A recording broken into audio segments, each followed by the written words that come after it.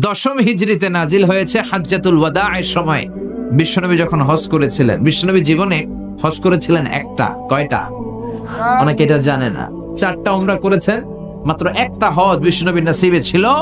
এটাই হচ্ছে বিদায় হজের বাণী বা ভাষণ যে আমরা শুনি, সেই বিদায় হজ, শেষ হজ, এটাই বিশ্বনবীর একটা মাত্র হজ। ওই হজের মৌসুমে আইয়ামুত তাশরিকের সময় মিনা প্রান্তরে বিশ্বনবীর উপর এই 3 আয়াতের ছোট্ট সূরাটাকে নাজিল করেছে কে? এই সূরাটা হচ্ছে আখিরু সূরাতি নুজুলান ফিল কুরআন, কোরআনের সর্বশেষ নাজিল হওয়া পূর্ণাঙ্গ সূরা। কোরআনের সর্বপ্রথম নাজিল হওয়া পূর্ণাঙ্গ সূরা হচ্ছে সূরাতুল ফাতিহা। কোন সূরা? আর কোরআনের সর্বশেষ নাজিল হওয়া পূর্ণাঙ্গ সূরা হচ্ছে সূরাতুন নাসর। চিল্লায়ে পড়েন আল্লাহু আকবার। এই সূরার নাম সূরাতুন নাসর ছাড়াও আরো একটা নাম আছে, সেটা হচ্ছে সূরাতু আত-তাওদিয়া, মানে বিদায়ের সূরা। বিশ্বনবী যে পৃথিবী থেকে অল্প কিছুদিনের মধ্যেই চলে যাবেন, বিদায় নেবেন, তার আগাম বার্তা এই সূরার ভেতরে আছে না নাই? বিশ্বনবী এই সূরা নাজিল হওয়ার পর পৃথিবীতে মাত্র 80 দিন বেঁচে ছিলেন। কয়দিন? কোন বর্ণনা এসেছে বিশ্বনবী এই সূরা নাজিলের পর মাত্র 90 দিন, 3 মাস বেঁচে ছিলেন। এজন্য সূরা নাজিলের পর বিশ্বনবী বলতেন, ওয়াকাদ নুইতু ইলা নাফসি, আমার মনে হয় আমি আর বাঁচব না। এই সূরার অর্থ থেকে মনে হয় এই পৃথিবীতে আমি আর বেশি দিন নাই, কারণ আল্লাহ বলেছেন, ও নবী, যখন সাহায্য আসবে আর বিজয় আসবে, আর আপনি দেখবেন লোকজন ঢলে ঢলে দলে দলে কালিমা পড়ে মুসলমান হয়ে যায়। পৃথিবীর সবাই যদি কালিমা পড়ে মুসলমান হয়ে যায়, তার মানে বিশ্বনবীর দাওয়াতি মিশন কমপ্লিট, ঠিক কি না? বিশ্বনবীর যেই পায়গাম, যে মিশন দিয়ে আর যে ভিশন দিয়ে আল্লাহ পাঠিয়েছে, ওই ভিশন কমপ্লিট। বিশ্বনবীর আর পৃথিবীতে থাকার দরকার নাই। চিল্লা এখন, ঠিক কি না? এই কথা শুনে বিশ্বনবীর কন্যা, কলিজার টুকরা, নয়নের পুতুলি সাইয়্যিদাতুনা ফাতিমা রাদিয়াল্লাহু তাআলা আনহা ফাবাকাত, কাঁদতে শুরু করলেন। বিশ্বনবী বললেন, ইসবিরি ইয়া ফাতিমা, ধৈর্য ধরো ফাতেমা, কান্না করো না, কেননা ফাইন্নাকি আউয়ালু আহলি বাইতি লিহাকান বি, এই পৃথিবী থেকে চলে যাওয়ার পরে সর্বপ্রথম আমার পরিবারের সদস্যদের মধ্য থেকে তুমি আমার সাথে সাক্ষাৎ করবে রে ফাতেমা। বিশ্বনবী মাত্র এই সূরা নাজিলের পর কয়দিন বেঁচে ছিলেন? 80 দিন। সাইয়েদনা ওমর ফারুক যখন খলিফা, আশিয়াখু বদর, বদরের শায়েখ সাহাবীদের সাথে, বয়স্ক সাহাবীদের সাথে ছোট্ট একটা সাহাবাকে মিটিং এ রাখতেন। ওনার নাম আব্দুল্লাহ ইবনে আব্বাস। কি নাম? সবাই বলেন কি নাম? উনি হচ্ছেন রাইসুল মুফাসসিরিন। এই পৃথিবীতে যত মুফাসসির আসবে তাদের সর্দার। এই যে আমরা তাফসীর করি, আমরা তো তাফসীরের কিছু জানিই না, তাফসীরের তাও তো আমরা জানি না, তারপরে তো আমরা কোরআনের খেদমত করে যাচ্ছি। গোটা বিশ্বে যত তাফসীর কারক ছিল, অনাগত ভবিষ্যতে আসবে, সব মুফাসসিরদের সম্রাট হচ্ছে বিশ্বনবীর চাচাতো ভাই আব্দুল্লাহ ইবনে আব্বাস। চিল্লায়ে পড়েন সুবহানাল্লাহ। সাইয়েদনা ওমর ফারুক বয়স্ক সাহাবীদের মিটিং এ আব্দুল্লাহরে রাখতেন। বয়স্ক সাহাবারা বলে, মনে মনে বলে, আমাদের নাতির বয়সের এই ছেলেটারে কেন ওমর ফারুক মিটিং এ রাখে? মনে বড় কষ্ট লাগে, এই ছোট্ট ছেলেটারে কেন আমাদের মিটিং থেকে উঠায় দেয় না? আমরা মুরব্বীরা মিটিং করব, ছোট্ট বাচ্চা সাহাবী কেন? ওমর ফারুক যখন কথাটা শুনলেন, মনে মনে ভাবলেন, ঠিক আছে, আমি বুঝাবো কেন এই ছেলেরা রাখি। একদিনের মিটিং এ সাইয়েদনা ওমর ফারুক সবাইকে নিয়ে তেলাওয়াত করতে শুরু করলেন। পড়েন, ইযা জাআ নাসরুল্লাহি ওয়াল ফাত ওয়া রাআইতান নাসা ইয়াদখুলুনা ফি দীনিল্লাহি আফওয়াজা ফাসাব্বিহ বিহামদি রাব্বিকা ওয়াস্তাগফিরহু ইন্নাহু কানা তাওয়াবা। আল্লাহু আকবার। এই সূরা তেলাওয়াত করে সাইয়েদনা ওমর ফারুক এক বয়স্ক সাহাবীরে বললেন, ও বয়স্ক শিয়াখ বদর, এই সূরা থেকে কি বুঝেছেন বলেন? সাহাবী বলে, আমি বুঝেছি বিজয় দিতে পারে একজন, তিনি কে? ওমর ফারুক বলে, হয় নাই। আরেক সাহাবীরে বললেন, আপনি বলেন তো এই সূরা থেকে আপনি কি বুঝছেন? আরেক সাহাবী বলল, আমি বুঝেছি আমাদেরকে আরো বড় বড় শহর বিজয় করতে হবে। ওমর ফারুক বললেন, হয় নাই। আরেক বয়স্ক সাহাবীরে ধরলেন, আপনি কি বুঝছেন সূরা নাসর থেকে? উনি বললেন, আমি বুঝেছি বিজয় লাভ করার পরে প্রশংসা করতে হবে একজনের, তিনি কে? ওমর ফারুক বললেন, হয় নাই। পেছনে বসে আছে ছোট্ট আব্দুল্লাহ ইবনে আব্বাস, ডেকে পাঠালেন, আব্দুল্লাহ সামনে আসো, তুমি কি বুঝেছো? আব্দুল্লাহ ইবনে আব্বাস বলল, আমি বুঝেছি হুয়া আজালু রাসূলিল্লাহ, এই সূরা নাজিলের পর বিশ্বনবী যে পৃথিবীতে বেশি দিন বেঁচে থাকবে না, আমি এই জিনিসটা বুঝেছি। ওমর ফারুক বললেন, আসাবতা ইয়া আব্দুল্লাহ ইবনে আব্বাস।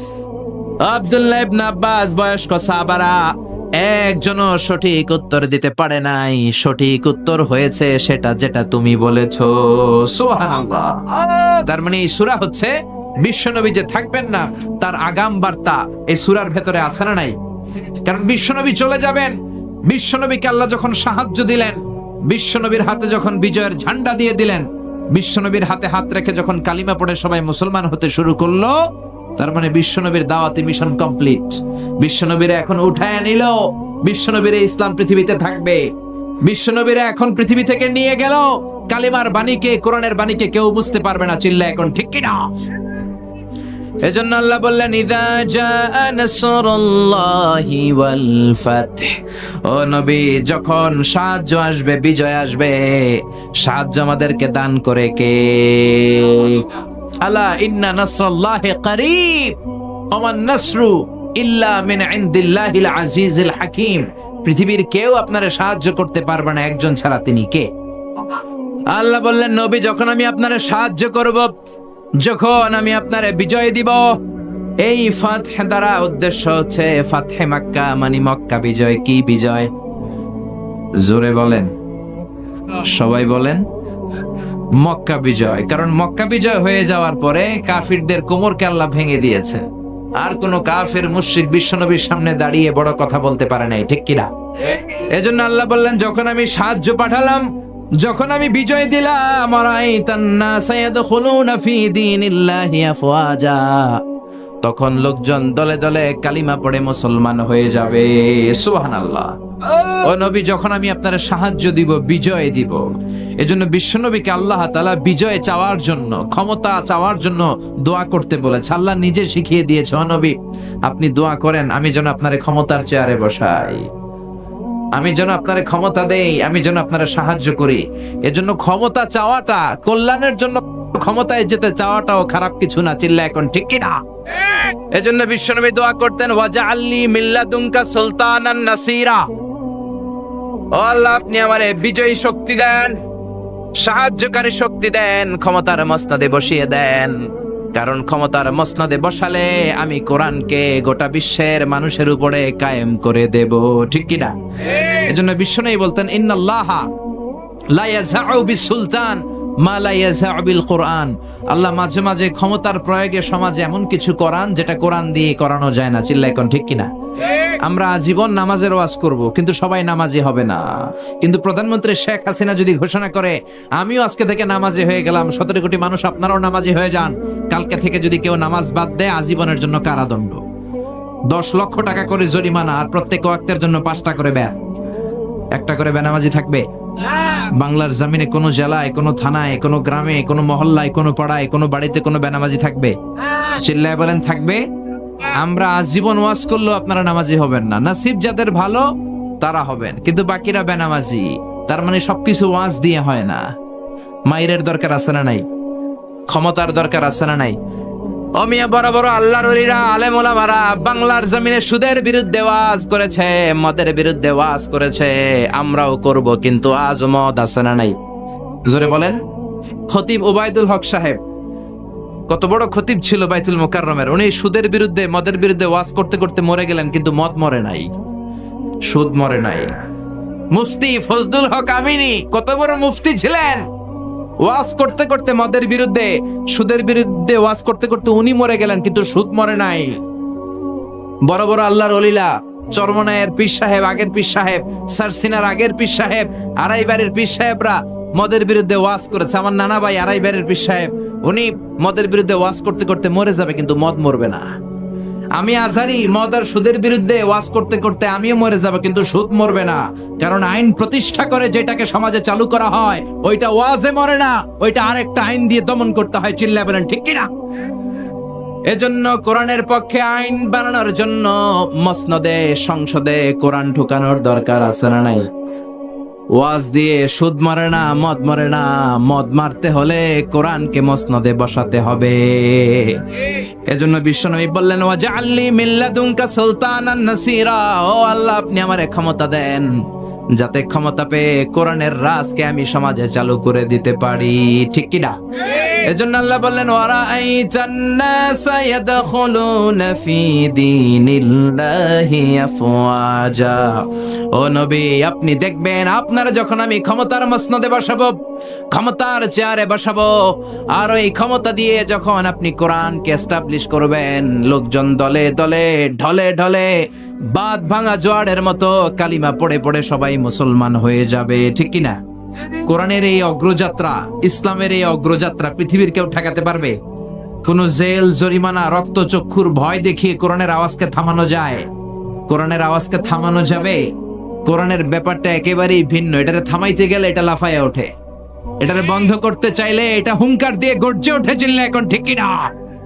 কোরআনের আওয়াজকে বন্ধ করা যায় না, কোরআনের এই শিক্ষাকে বন্ধ করে দেয়া যাবে না। এক জায়গায় আপনি কোরআনকে বন্ধ করতে চাইবেন, কোরআনকে স্তব্ধ করতে চাইবেন, অন্যান্য জায়গায় কোরআন গর্জে উঠবে, চিল্লা এখন, ঠিক কিনা? এজন্য ঢলে ঢলে বানের পানির মতো লোকজন কালিমা পড়ে মুসলমান হতে শুরু করেছে। এই নিউজগুলো আমরা অনেকে জানি না। ইউরোপে, আমেরিকাতে প্রতিদিন স্ট্রিট দাওয়া হয়, কলেজ দাওয়া হয়, রাস্তায় রাস্তায় দাঈরা কালিমার দাওয়াত দিয়ে খ্রিস্টানদেরকে, হিন্দুদেরকে, ইহুদিদেরকে কালিমা পড়ায় মুসলমান বানায় ফেলছে। হাজার হাজার লোক ইসলামের সুশীতল ছায়াতলের নিচে চলে আসছে, কিন্তু এগুলো সিএনএন এ কভার হয় না, কেবল নিউজ নেটওয়ার্কে এগুলো পাবেন না, বিবিসিতে, ব্রিটিশ ব্রডকাস্টিং কর্পোরেশনে এগুলো আসে না, কারণ এগুলো আসলে গোটা বিশ্বে একটা তোলপাড় তৈরি হয়ে যাবে। এগুলো আসে না, এই নিউজগুলো আমরা শুনতে পাই না। বানের পানির মতো, বাঁধ ভাঙা জোয়ারের মতো লোকজন ইউরোপে, আমেরিকাতে কালিমা পড়ে মুসলমান হচ্ছে। খ্রিস্টানদের এখন সবচেয়ে বড় চিন্তা, who is this Muhammad, what is this Quran, what is this Islam, কি এই ইসলাম, কে এই মুহাম্মদ, কি এই কোরআন? বিশ্বনবীর নাম লিখে তারা অনলাইনে সার্চ করে, দে search by writing Muhammad, then they find a big biography of the last messenger, they read, they become convinced, they cry, and some of them they accept Islam. তারা বিশ্বনবী সম্পর্কে জানার জন্য বিশ্বনবীর নাম লেখা অনলাইনে সার্চ দেয়, অনলাইনে বিশ্বনবীর জীবনী পায়, পড়ে তারা অবাক হয়। অনেকে চোখের পানি ছাড়ে, যাদের নসিব ভালো কালিমা পড়ে মুসলমান হয়ে যায়। খোদ আমেরিকাতে এখন মুসলমানের সংখ্যা 30 লাখেরও বেশি, হাজার হাজার মসজিদ হচ্ছে আমেরিকায়। ইউরোপিয়ান সোসাইটিতে মুসলমানদের অবদান দিনকে দিন বাড়ছে। একটা জরিপে, একটা স্ট্যাটিস্টিক্সে এসেছে, একটা সার্ভেতে এসেছে, after the twin tower attack, the number of Muslim community already have been doubled in United states of America. Twin tower অ্যাটাকের পর, 9/11 এর পর আমেরিকাতে আগে যা মুসলমান ছিল, এই 9/11 এর পরে, টুইন টাওয়ার অ্যাটাকের পরে এখন মুসলমান তার দ্বিগুণ হয়ে গেছে। এজন্য যত সভ্যতা, যত শক্তি, যত সুপার পাওয়ার আছে, সবগুলোকে অবদমন করে সর্বশেষ যেই পাওয়ারটার উত্থান ঘটবে, সেটার নাম ইসলাম। সেটার নাম কি? বিশ্বাস হয়? একটু সন্দেহ লাগে, একটু সন্দেহ লাগে না? স্যার স্যামুয়েল হ্যান্টিংটন একটা বই লিখেছে, দি ক্লাশেস অফ সিভিলাইজেশন, সভ্যতার সংঘাত। তিনি বলেছেন পৃথিবীতে এত এত সভ্যতা, সবগুলো সভ্যতার পরে সর্বশেষ যেই সভ্যতাটার বিজয় হবে, সুপার পাওয়ার হিসেবে যেই সভ্যতাটা দাঁড়িয়ে থাকবে, সেটার নাম ইসলামের সভ্যতা। সুবহানাল্লাহ। এজন্য ইমানের নূর দিয়ে, কালিমার নূর দিয়ে আল্লাহ যারে ধন্য করতে চায়, পৃথিবীর কোন শক্তি তাকে সেই নূর থেকে মাহরুম করতে পারে। আমেরিকাতে প্রথমে মুসলমান হলো বক্সার মোহাম্মদ আলী। আপনি ইন্টারনেটে Muslim community in United states of America দিয়ে সার্চ দিলে এদের নামগুলো পাবেন। কি পরিমাণে সেলিব্রিটিরা আমেরিকাতে মুসলমান হয়েছে। তিনি 60-এর দশকে মুসলমান হয়েছে, ইন্তেকাল করেছে 2016 সালে। এরপরে মুসলমান হয়েছে নীল আর্মস্ট্রং, যিনি প্রথম চাঁদে গিয়েছিলেন। এডউইন অলড্রিন আর মাইকেল কলিন্সকে নিয়ে চাঁদে নেমে দেখে চাঁদের এই মাথা থেকে ওই মাথাটা ফাটা। পৃথিবীতে এসে বিশ্বনবীর জীবনী পড়ে জানতে পেরেছে বিশ্বনবী আঙ্গুলের ইশারায় চাঁদকে 2 ভাগ করেছে। এই ঘটনা জেনে সে কালিমা পড়ে মুসলমান হয়েছে। তার মুসলমান হওয়ার পরে আমেরিকাতে মুসলমান হওয়ার হিড়িক লেগেছে। দলে দলে সেলিব্রিটিরা কালিমা পড়তে লাগলো। মুসলমান হলো ফ্রান্সের বিখ্যাত সার্জন ডক্টর মরিস বুকায়েলি। ফ্রান্স তার বাড়ি, তার মানে ইউরোপে, পুরো ইউরোপ কেঁপে গেল। তিনি তার নাম রেখেছেন কনভার্টেড মুসলিম হিসেবে সুলাইমান। এরপরে এরকম শত শত সেলিব্রিটি, পাকিস্তানের ক্রিকেটার ইউসুফ ইওয়ানা কালিমা পড়ে মুসলমান, টনি ব্লেয়ারের আপন শালী লরেন বুথ একজন মিডিয়া কর্মী কালিমা পড়ে মুসলমান, নেলসন ম্যান্ডেলার আপন নাতি দক্ষিণ আফ্রিকার প্রেসিডেন্টের নাতি কালিমা পড়ে মুসলমান, পপ স্টার আমেরিকার মাইকেল জ্যাকসন কালিমা পড়ে মুসলমান, ইন্ডিয়ার তামিল নায়িকা মানুকি রেহা মারাতিরাজ কালিমা পড়ে মুসলমান। সুবহানাল্লাহ কইবেন না? নাম রেখেছে রাহিমা। এরকম হাজার হাজার লোক কালিমা পড়ে মুসলমান হয়ে যাচ্ছে।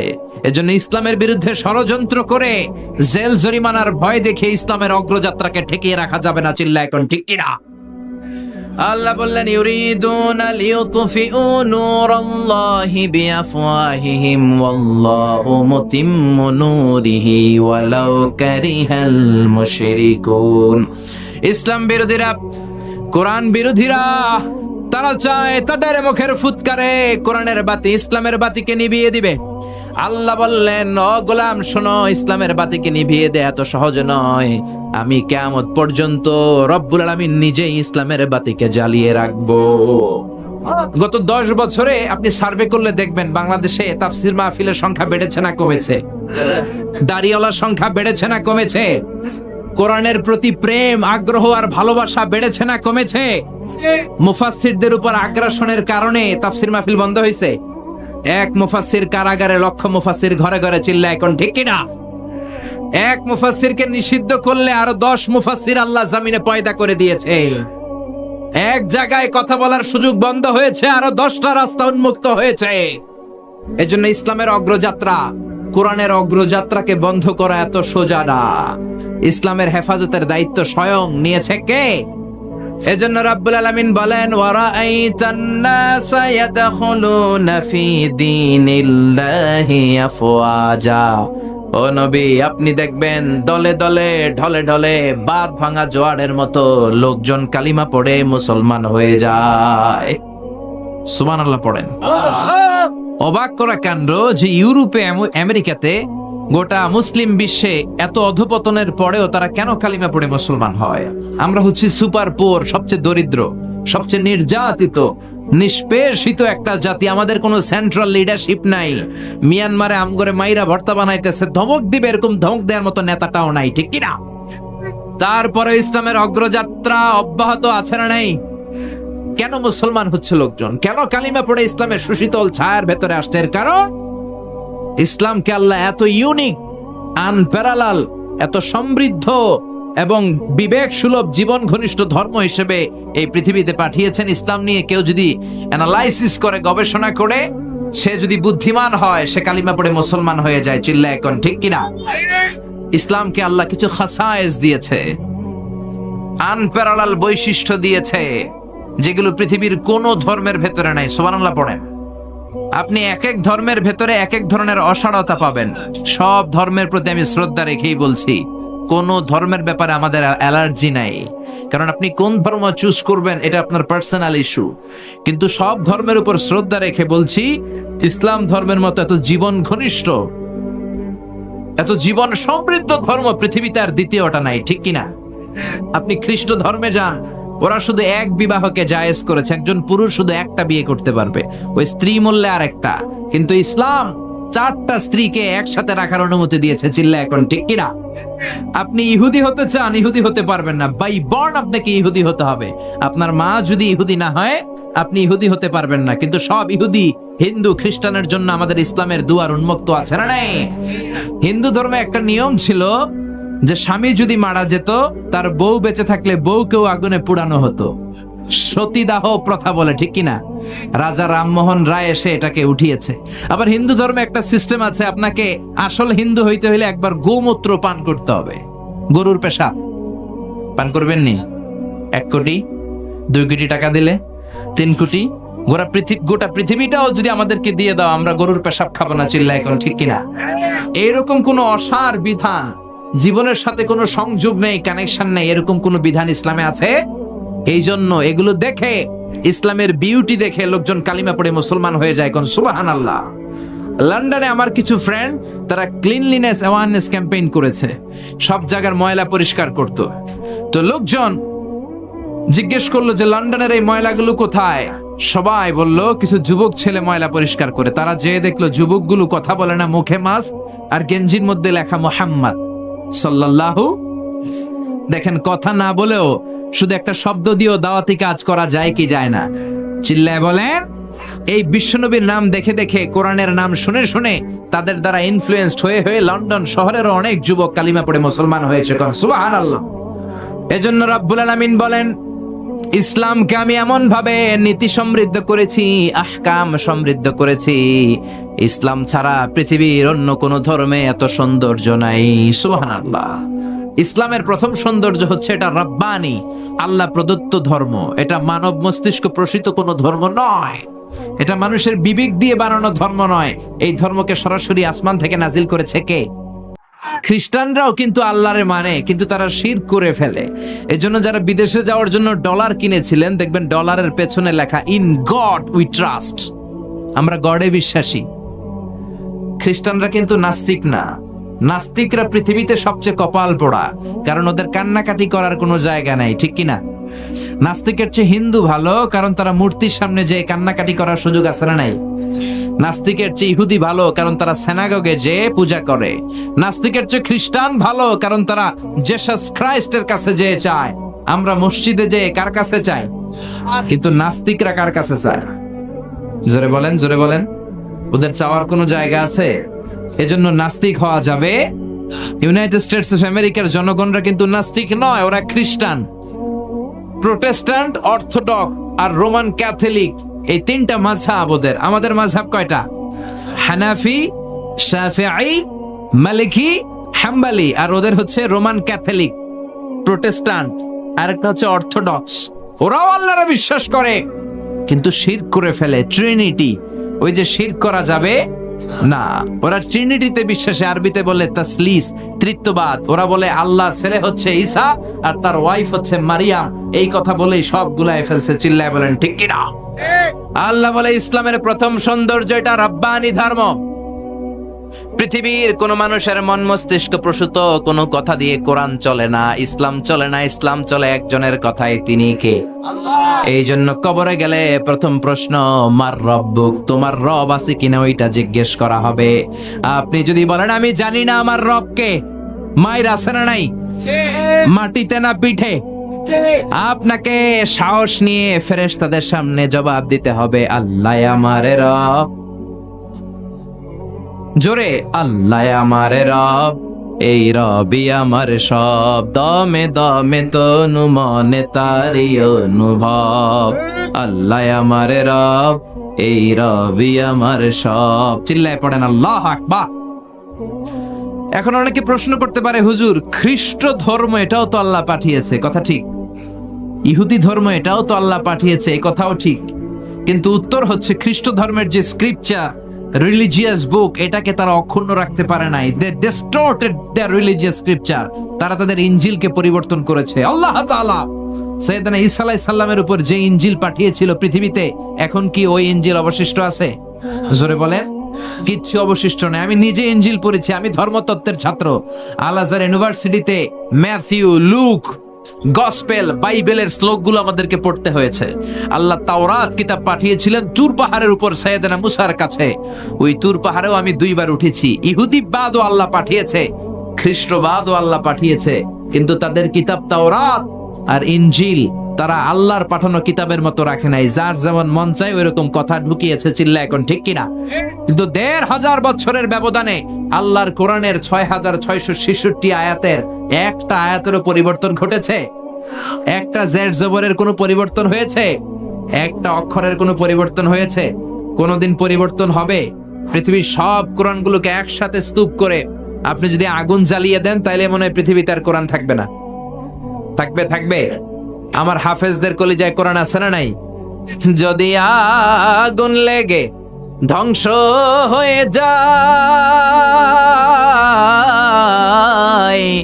ধ্বংস হয়ে যায়, যদি আগুন লেগে যায় পুড়ে যায় পৃথিবীর সব বইয়ের দোকান, বিশ্ব থেকে হারাবে না পবিত্র কোরআন, বিশ্ব থেকে হারাবে না পবিত্র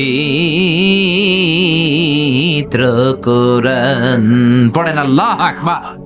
এজন্য আগুন জ্বালিয়ে দিয়ে পৃথিবীর থেকে কোরআনকে নিশ্চিহ্ন করে দেয়া যাবে না। আমাদের হাফেজ ভাইদের সেনার ভেতরে, কলিজার ভেতরে কোরআনের আয়াতগুলোকে সংরক্ষিত করে দিয়েছে কে?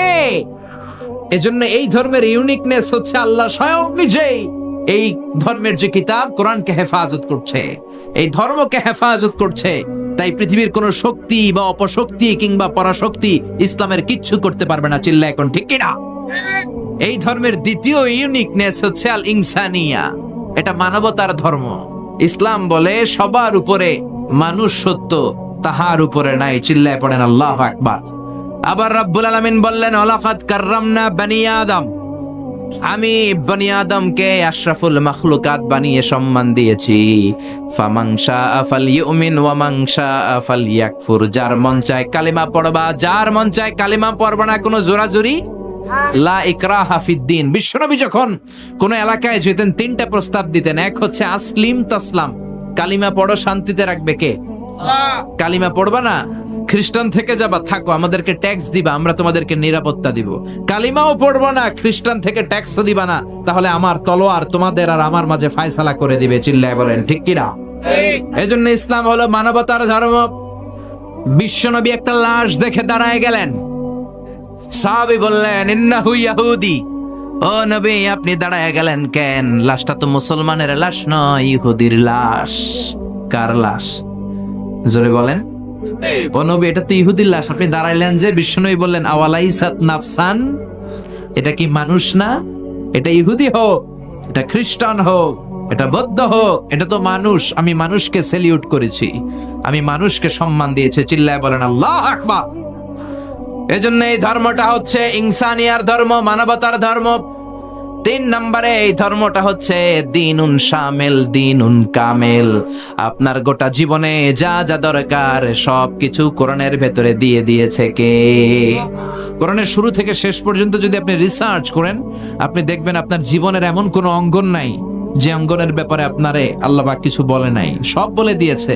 এজন্য ইসলামকে খণ্ডিত করে মানা যায় না, মানলে পুরোটাই মানতে হয়।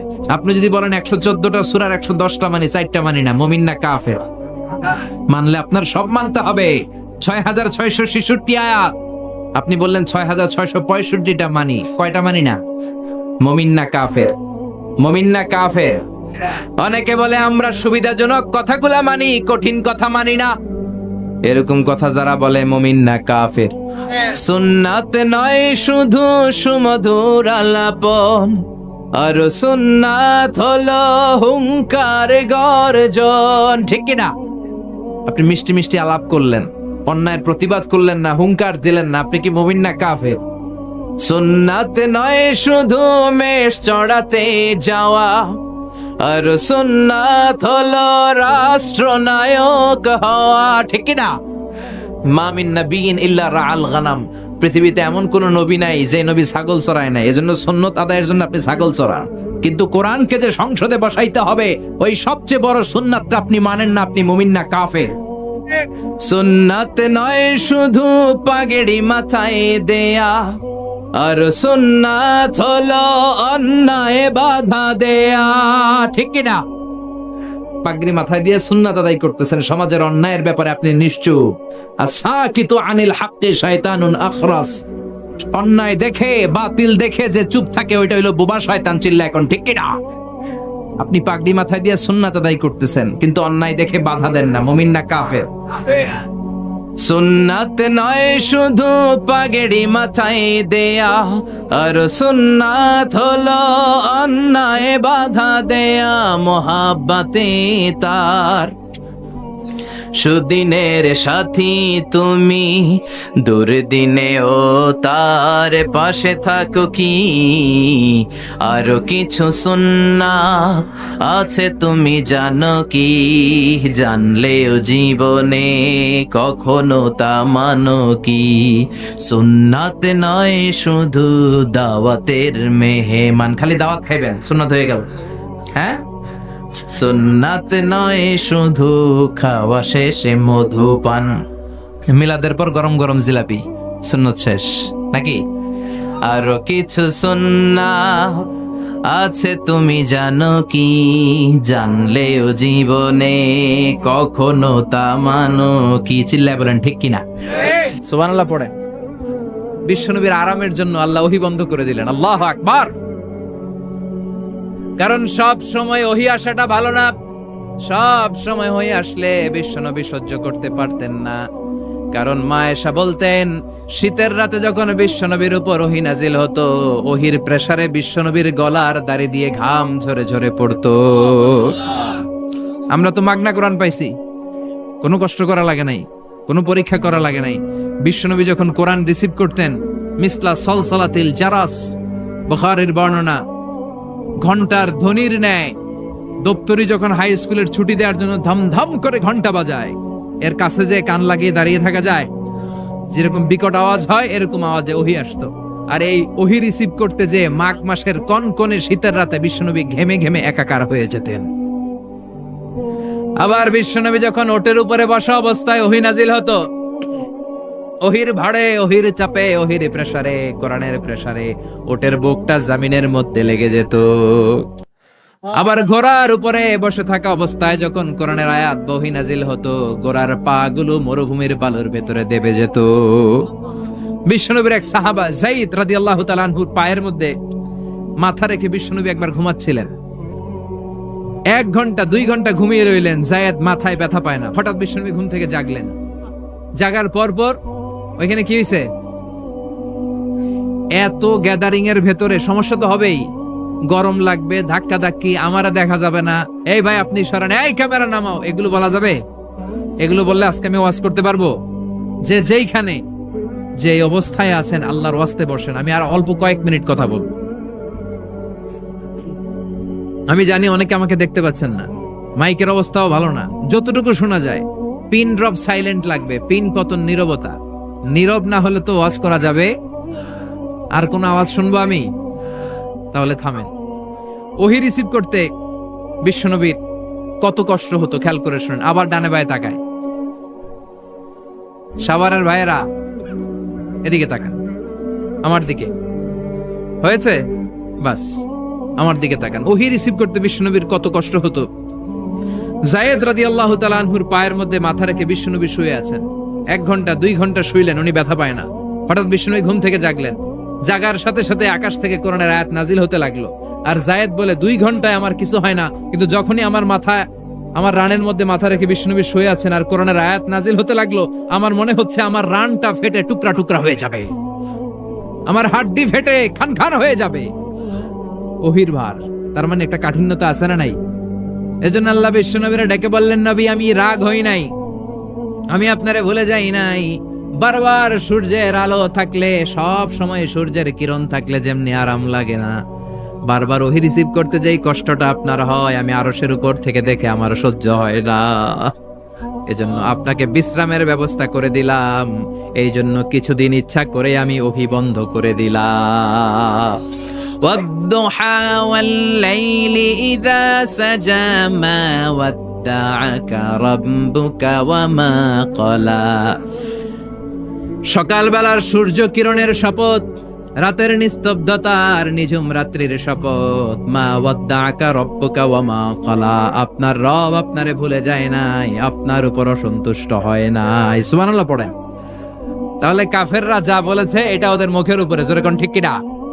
উম্মে জালিল বিশ্বনবীকে যে গালি দিয়েছে, ওর গালি ওর মুখের উপরে, জোরে বলেন ঠিক কিনা? আমার নবীরে যারা কবি বলে গালি দেয়, ওই গালি ওদের মুখের উপরে, ঠিক কিনা?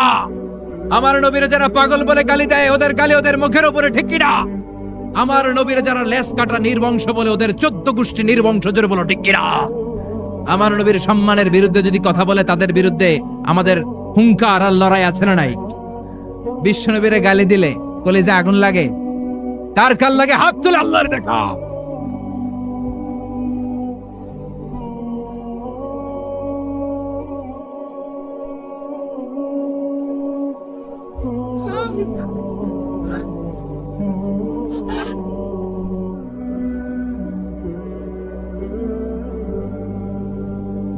বিশ্বনবীর সম্মান, এটার কোনো তুলনা হয়?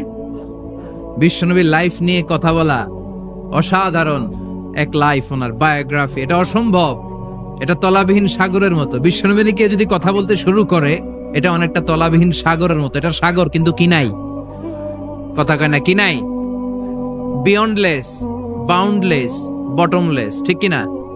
As a father, as a husband, as a teacher, as a lawgiver, as a lawmaker, as a reformer of the society, as a messenger, as a commander, Muhammad is the superman of the world. গোটা বিশ্বের জন্য তিনি Superman হয়ে এসেছে। এজন্য আমার নবীরা যারা গালি দেয়, এগুলো পিতৃ পরিচয়হীন জারদ সন্তান। বিশ্বনবীর সম্মান নিয়ে উল্টাপাল্টা করলে এটা সহ্য করা হবে না, জোরে কোন ঠিক কিনা? তুমি আমারে গালি দাও, আমি মেনে নিব। আমার বাপারে গালি দাও, মেনে নিব। আমার দলের গালি দিবি, মেনে নিব। কিন্তু আমার নবীর গালি দিলে খবর আছে না নাই? আমার নবীর দিকে, আমার নবীর সম্মানের দিকে বা হাত তুললে ওই বা হাত কেমন করে ভেঙে দিতে হয় সেটাও আমাদের জানা আছে, জোরে কোন ঠিক কিনা? বিশ্ব নবীর সম্মান, ইটস অ্যান আনপ্যারালাল ইস্যু। এই ইস্যুতে হেফাজত নাই, এই ইস্যুতে জামাত নাই, এই ইস্যুতে চরমনাই নাই, এই ইস্যুতে সরসিনা নাই, এই ইস্যুতে তাবলীগ নাই, আওয়ামী লীগ নাই, জামাত নাই। 17 কোটি মানুষ এক প্ল্যাটফর্মে দাঁড়িয়ে যায়, চিল্লায় বলেন ঠিক কিনা? কারণ এই নবীর সুপারিশ ছাড়া আমি আপনি জান্নাতে যেতে পারবো না, জোরে কোন ঠিক কিনা? এজন্য নবীর ভালোবাসা, নবীর প্রতি মাহাব্বত অন্তরে থাকার দরকার আছে না নাই? আল্লাহকে যে পাইতে চায়, হযরতকে ভালোবেসে, আরশ কুরসি লৌহ কালাম না চাইতে পেয়েছে সে। হযরতকে ভালোবেসে, আরশ কুরসি লৌহ কালাম না চাইতে পেয়েছে সে, ঠিক কি না? বিশ্বনবীর ভালোবাসলে গোটা বিশ্ব তার পায়ের সামনে এসে চুমু খাবে। আমরা ওই নবীর ভালোবাসা চাই, আমরা ওই নবীর শাফাত চাই, আমরা ওই নবীর নেতৃত্বে জান্নাতে ঢুকতে চাই। এজন্য আল্লাহ বললেন, নবী, মা ওয়াদ্দাআকা রাব্বুকা ওয়া মা ক্বালা। ভয় নাই, চিন্তা নাই, হতাশ হবেন না, নিরাশ হবেন না, আমার উপর ভরসা রাখেন। আপনার আল্লাহ আপনারে ভুলে যায় নাই, আপনার আল্লাহ আপনার উপর অসন্তুষ্ট হয় নাই। ও নবী, আপনি জেনে রাখেন, আল আখিরাতু খায়রুল লাকা মিনাল উলা। দুনিয়ার বুকে অনেকে আপনারে গালি দিবে, দুনিয়ার বুকে আপনার অনেক বিপদ আসবে। দুনিয়াটা আসল নয়, আসল হলো আখিরাত। ওয়ালাল আখিরাতু খায়রুল লাকা মিনাল উলা। ও নবী, আখিরাত এই দুনিয়ার চেয়ে আপনার জন্য শ্রেষ্ঠ। আরেক আয়াতে বললেন শ্রেষ্ঠ এবং স্থায়ী। বাল তুনসিরুনাল হায়াতাদ দুনিয়া ওয়াল আখিরাতু খায়রুন ওয়া আবকা। সুবহানাল্লাহ। ও নবী, এই দুনিয়া স্থায়ী না, এই দুনিয়া শ্রেষ্ঠ নয়, শ্রেষ্ঠ আর স্থায়ী জায়গা হলো জান্নাত। এজন্য দুনিয়ার জন্য পাগল হওয়া যাবে না, মুমিন পাগল হয় আখিরাতের জন্য। এই দুনিয়াতে আজীবন থাকতে আসি নাই, আজীবন থাকবেন, কথা কন। এজন্য এতজনের ভয় পেয়ে লাভ কি? ভয় পাবো আমরা একজনের, চিল্লায় বলেন তিনি কে? যাদের হৃদয়ে আছে আল্লাহর ভয়, তারা কবু পথ ভুলে যায় না। আল্লাহর প্রেম ছাড়া এই দুনিয়ায় কারো কাছে কোনো কিছু চায় না। রাতের আধারে যারা সেজদাতে রায়, দু চোখের শ্রুতে নদী যেন বয়। ছলনার হাতছানি যতই আসুক, পেছনে ফিরেও সে তাকায় না। যাদের হৃদয়ে আছে আল্লাহর ভয়, তারা কবু পথ ভুলে যায় না। আল্লাহর প্রেম ছাড়া এই দুনিয়ায় কারো কাছে কোনো কিছু চাই না, কারো কাছে কোনো কিছু চাই না। ঠিক কি না? মুমিনের ভয় একজনের প্রতি, চিল্লায় বলেন তিনি কে? আল্লাহ বললেন আল আখিরাতু খায়রুল লাকা মিনাল উলা। ও নবী, দুনিয়াতে এত ভয় পেয়ে কোনো লাভ নাই। বিড়ালের মতো 1000 বছর না বেঁচে সিংহের মতো একটা গর্জন দিয়ে মরার দাম অনেক বেশি। আল আখিরাতু খায়রুল লাকা মিনাল উলা। এই দুনিয়ার জীবনের চেয়ে নবী আখিরাতের দাম অনেক বেশি। এই দুনিয়ায় আমরা আজীবন থাকতে আসি, চলে যেতে হবে। এরপরে বিশ্বনবীকে আল্লাহ সান্ত্বনা দিচ্ছেন, নবী আপনি হতাশ হবেন না, নিরাশ হবেন না, ভরসা রাখেন। ওয়ালা সাউফা ইউতিকা রাব্বুকা ফাতারদা। আপনার প্রভু অচিরেই আপনাকে এমন এমন জিনিস দান করবে, এই জিনিসগুলো পেয়ে আপনি খুশি হয়ে যাবে। কি সুন্দর ওয়াদা। ও নবী, আপনি হতাশ হবেন না, আপনি টেনশন নিয়েন না, আমি তো আছি। সুবহানাল্লাহ পড়েন। কে বলে? জোরে বলেন, কে বলে? বিশ্বনবীরে বললেন ওয়ালা সাউফা ইউতিকা রাব্বুকা ফাতারদা।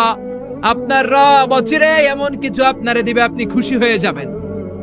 And verily indeed your Lord will give you something that will make you happy.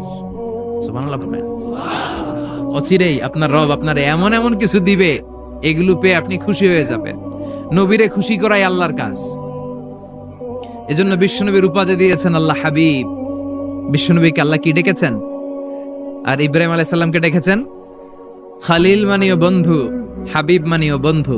Khalil মানে এমন বন্ধু যে বন্ধু আল্লাহরে খুশি করার জন্য কাজ করে, আর হাবিব মানে এমন বন্ধু যেই বন্ধুরে খুশি রাখার জন্য আল্লাহ নিজেই কাজ করে।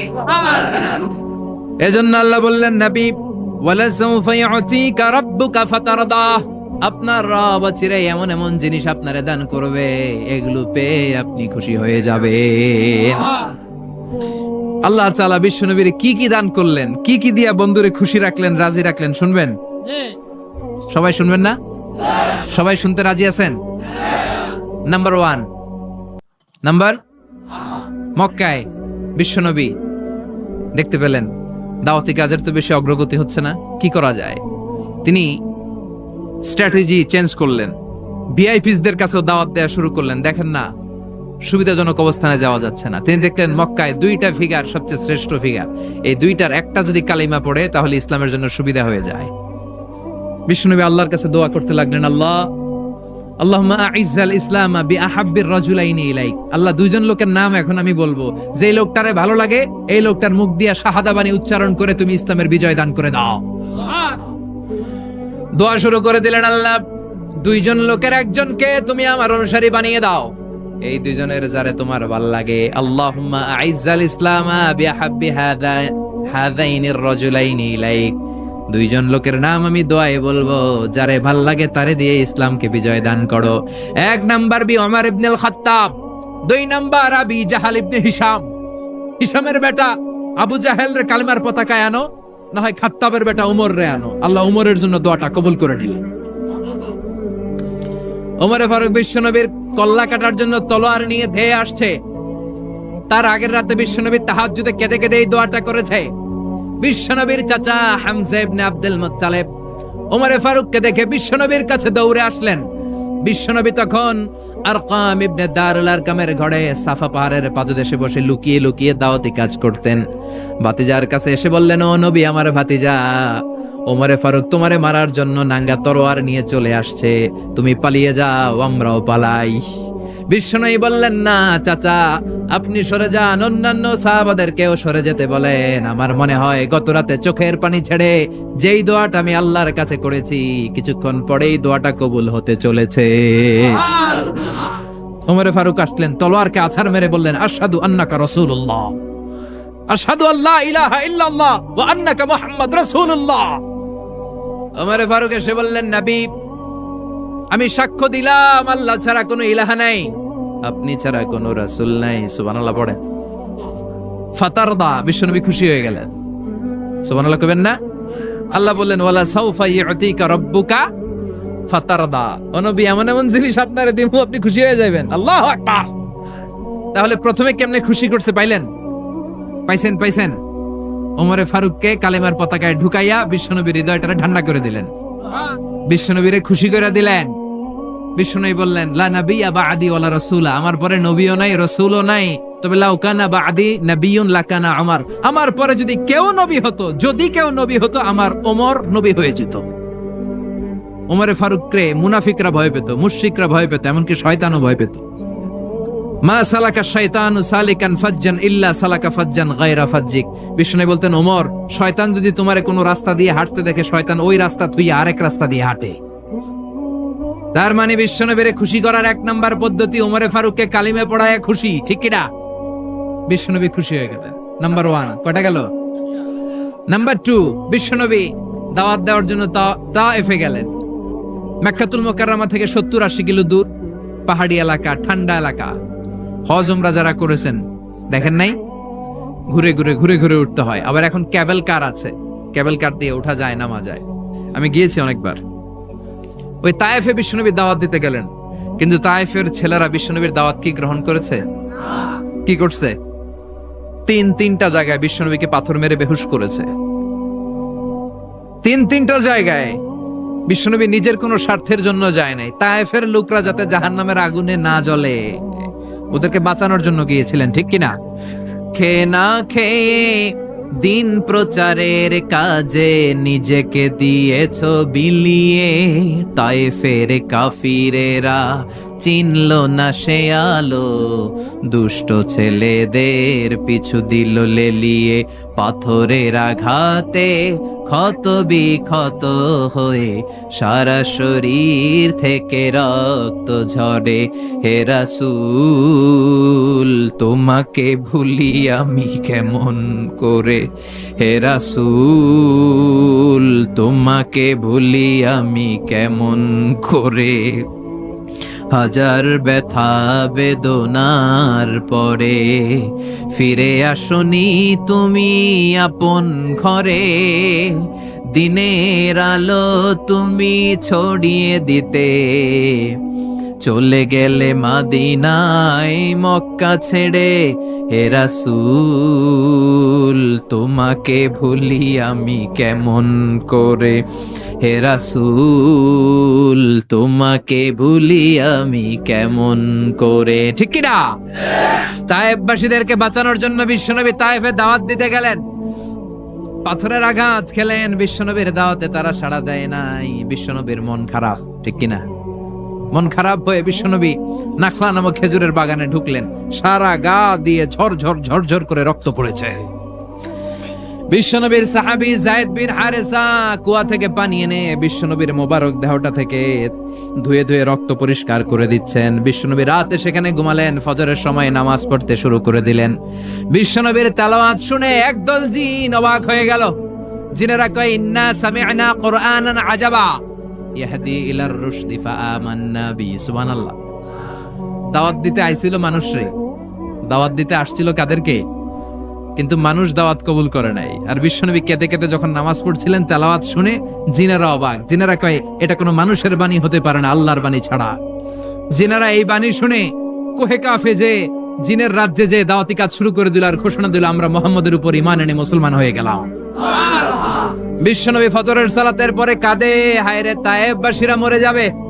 হামলাতুল জিবাল, পাহাড় রক্ষী ফেরেশতারা এসে বলে, নবী আপনি শুধু আদেশ দেন, তায়েফের দুই পাশের গিরি পর্বত, গিরি পাহাড় দিয়ে এমন ভাবে চাপা দেব, তায়েফের ছেলেগুলো মুহূর্তের মধ্যে পাউডার হয়ে যাবে। বিশ্বনবী বললেন, না, আমি ওদেরকে ক্ষমা করে দিলাম। ওরা হয়তো কালিমা পড়ে নাই, ভবিষ্যৎ প্রজন্মের অনেকে কালিমা পড়ে মুসলমান হয়ে যাবে। বিশ্বনবী কাঁদলেন, হায় হায়, আমার দাওয়াতি কাজ ব্যর্থ হয়ে গেল। বিশ্বনবীর মন খারাপ।